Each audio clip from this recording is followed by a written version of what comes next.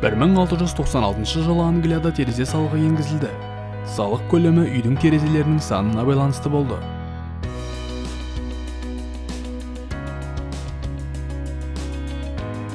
Бұл салық король Уильям үшіншінің қазынасын толтыру үшін енгізілді.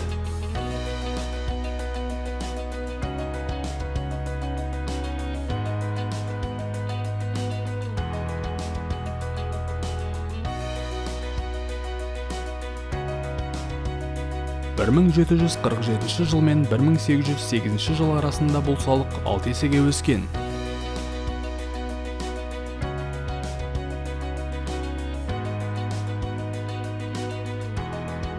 Терезе салығы терезесі аз, немесе терезесі мүлдем жоқ ғимараттардың пайда болуына алып келді.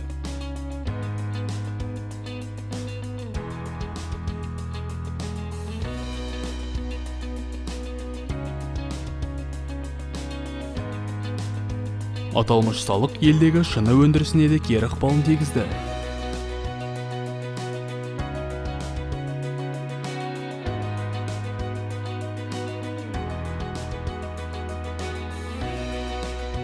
Ағылшын дәрігерлері терезесіз көп пәтерлі үйлерге күн сәулесі түспегендіктен әртүрлі аурулар тарағандығын айтқан.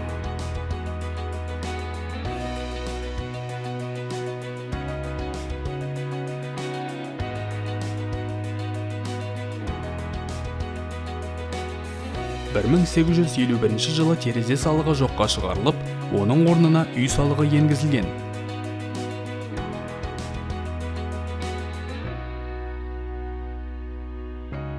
Көргендеріңізге рахмет, арнаға жазылып, лайк басып, пікір қалдыруды ұмытпаңыздар.